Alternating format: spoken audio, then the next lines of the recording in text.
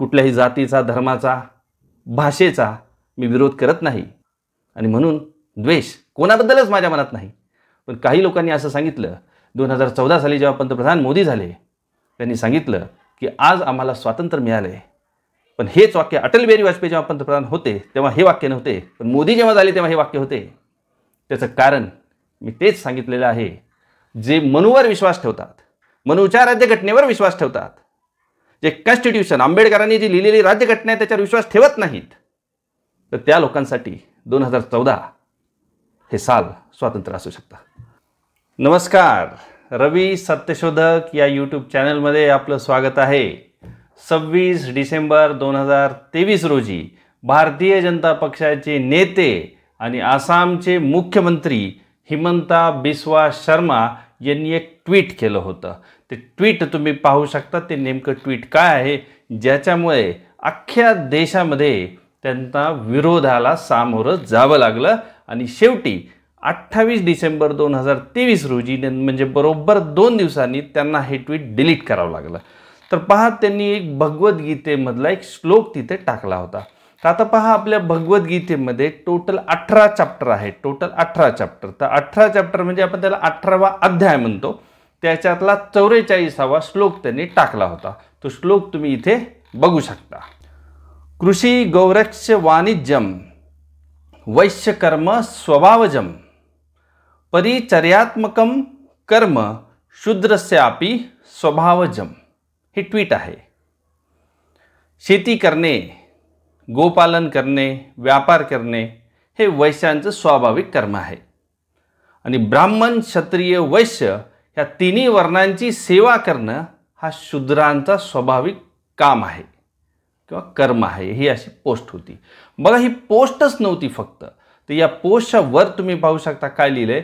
भगवान श्री कृष्ण स्वयं वैश्य और शूद्रों की स्वाभाविक कर्मों का वर्णन करते हैं. याचा अर्थ असं लिहिलंय बरं का त्यांनी. श्लोक दिलाय, श्लोकाचा अर्थ दिलाय आणि तिथे लिहिलंय भगवान श्रीकृष्ण स्वतः शूद्र आणि वैश्याच्या बाबतीत हे वर्णन करतात गीतेमध्ये, असं स्वतःहून लिहिलंय.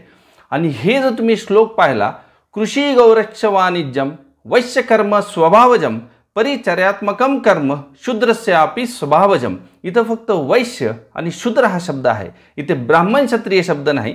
पण परिचर्यात्मकम कर्म शूद्रस्यापि स्वभावजम याचा अर्थ मात्र तो आहे बाकी सगळ्या वर्णांची सेवा करणं हे शूद्रांचं स्वाभाविक कर्म आहे, कर्तव्य आहे. हे बरोबर आहे.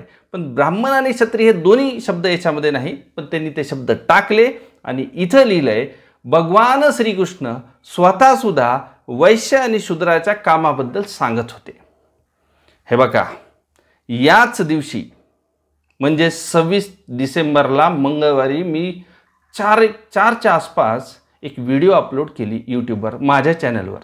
डिस्क्रिप्शनमध्ये तुम्ही ही व्हिडिओ जाऊन पाहू शकता आणि ह्या व्हिडिओच्या शेवटी उजव्या बाजूला त्याची लिंक येईल, ती पण तुम्ही तिथे जाऊन व्हिडिओ पाहू शकता. भाजपचे गेल्या 10 वर्षातले निर्णय मनुस्मृतीनुसार. आणि त्याच दिवशी या साहेबांचं ट्विट आलं. हे काय करतात माहिती आहे का? हे असं ट्विट टाकून जनतेला चेक करतात. म्हणजे एक खडा टाकायचा आणि खडा टाकल्यानंतर कितपत विरोध होतो हे बघायचं. मी व्हिडिओ त्याच दिवशी टाकली होती. भाजपचे गेल्या 10 वर्षातले निर्णय मनुस्मृतीनुसार. काही लोकांना ती व्हिडिओ आवडली, काही लोकांनी याला विरोध केला आणि मला म्हणले तुम्ही काही सांगू नका, बुद्धीची शुद्धी करून घ्या म्हणले. म्हणजे मला काही शुद्धी करून घ्यायची. आता ते काय मला माहीत नाही प्रकार, कारण मी ते काही मानत नाही. पण या मुख्यमंत्र्यांनी हे वाक्य का टाकलं? शेवटी प्रचंड विरोध झाला. म्हणजे जो खडा टाकून पाहिला ना त्याला विरोध झाला. आणि विरोध झाला नसताना त्यांनी ते ट्विट तसंच ठेवलं असतं. आणि हे असं करून पाहतात, हे RSS वाले, BJP वाले हे असं करून पाहतात. 2015च्या निवडणुकामध्ये RSS प्रमुख जे मोहन भागवत आहेत यांनी पण एक वाक्य टाकून पाहिलं होतं. म्हणजे खडा टाकून पाहतात. काय टाकलं होतं की जे आरक्षण दिलेलं आहे OBC SC ST समाजाला, तर त्याच्यावर कुठेतरी विचार करण्याची गरज आहे असं त्यांनी टाकलं होतं. विचार करण्याची म्हणण्यापेक्षा त्यांच्या भाषेतच आपण बोलू की त्याला हे करायचं, परत म्हणजे रिव्ह्यू करायचं, त्याला परत पाहण्याची गरज आहे. हा खडा टाकला. आणि 2014मध्ये मोदीजी प्रचंड मतांनी विजय झाले होते. पण 2015च्या बिहार निवडणुकांमध्ये त्यांचा पराभव झाला. ते हे काय करतात, हे अत्यंत हुशार लोक आहेत, हे असं खडा टाकून पाहतात काय होतं. तसंच हेमंत बिस्वा शर्मा यांनी पण एक खडा टाकून पाहिला आणि त्याला प्रचंड विरोध झाल्यावर 2 दिवसांनी म्हणजे 28 डिसेंबरला ते ट्विट त्यांनी डिलीट केलं. ते म्हणाले की हे मला माहीत नव्हतं, माझ्या टीमने हे टाकलं आहे. एवढी मोठी गोष्ट माहीत असू शकत नाही. बरं, त्यांच्या टीममध्ये जे कोणी असतील मुख्यमंत्र्यांच्या टीममध्ये, बरं का, ते साधारण लोक असतील, त्यांना राजकारणातलं समाजकारणातलं काहीच कळत नसावं असे असतील.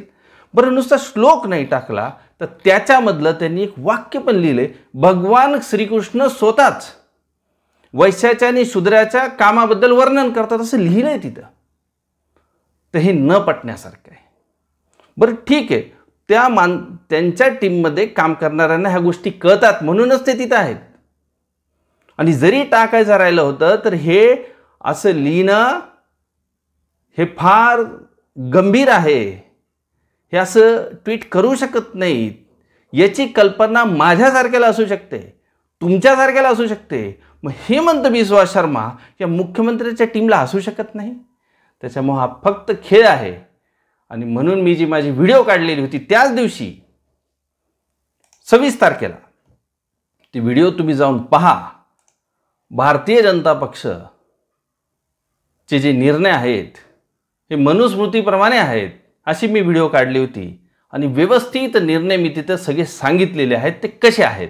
तर त्याच्यावर काही लोकांनी मला उत्तर दिले. म्हणजे जसे की काही मुद्दे आहेत आपले. लॅटरल एंट्रीचा मुद्दा म्हणजे डायरेक्ट कलेक्टर भरले, सचिव म्हणतो डायरेक्ट भरले बिना परीक्षेचे, UPSC परीक्षा न देताही डायरेक्ट इंटरव्ह्यू घेऊन कलेक्टर भरले.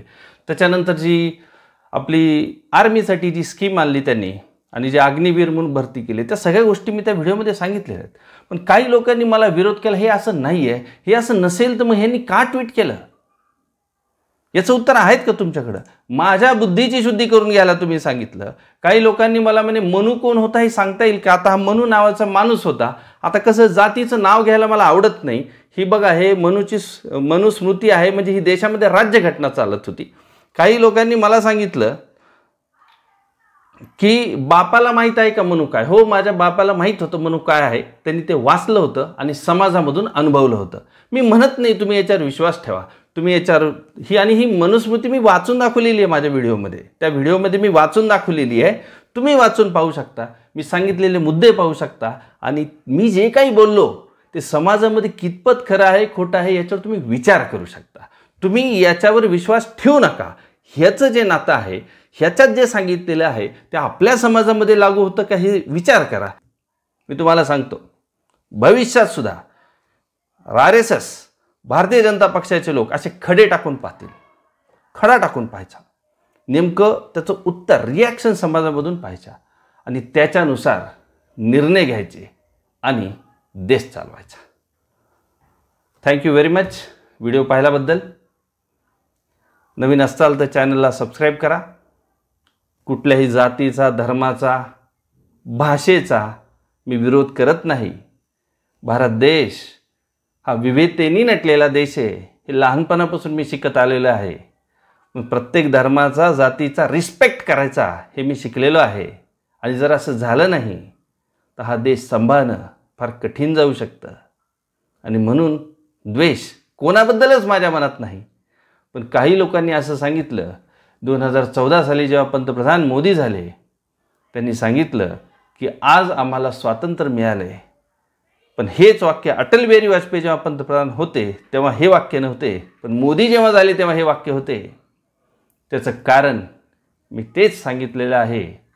जे मनूवर विश्वास ठेवतात, मनूच्या राज्यघटनेवर विश्वास ठेवतात, जे कॉन्स्टिट्यूशन आंबेडकरांनी जी लिहिलेली राज्यघटना आहे त्याच्यावर विश्वास ठेवत नाहीत, तर त्या लोकांसाठी 2014 हे साल स्वातंत्र्य असू शकतं. Thank you very much.